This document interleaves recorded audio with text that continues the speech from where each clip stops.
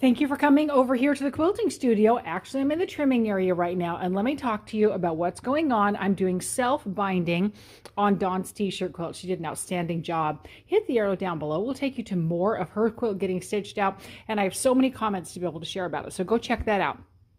Self-binding, that's where you take the back of the quilt and you roll it over to the front to create the binding, not a separate piece of binding.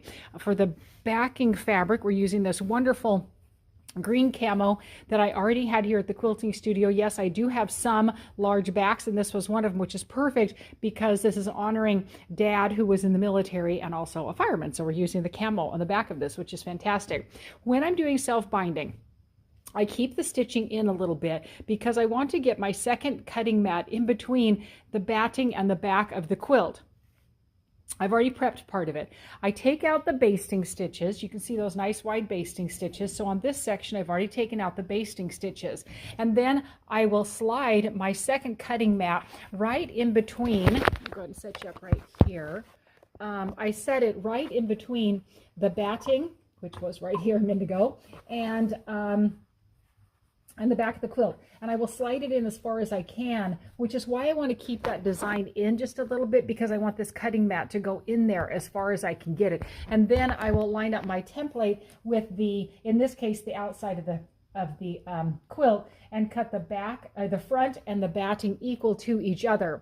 After that, what I will do is remove this cutting mat out of the way, and I will line up my template with 3/4 of an inch. You could go a full inch if you want to, but I've done this many times, and 3/4 inch turns out to be an excellent border binding for me right here. So that's what I'm going to cut the outer edge for the backing to be. It's going to be at 3/4 of an inch. And that will be the rollover binding right here. This is going to roll over and make a beautiful binding right there. So that's how I prep it for the self-binding. I release the basting. I put my second cutting mat in between the batting and the back of the quilt, and I trim that even.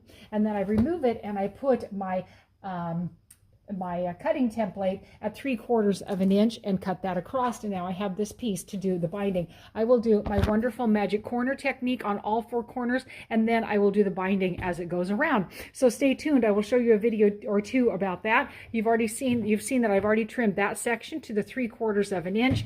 There's a lot of backing left here. Yes, I will be returning that to the client.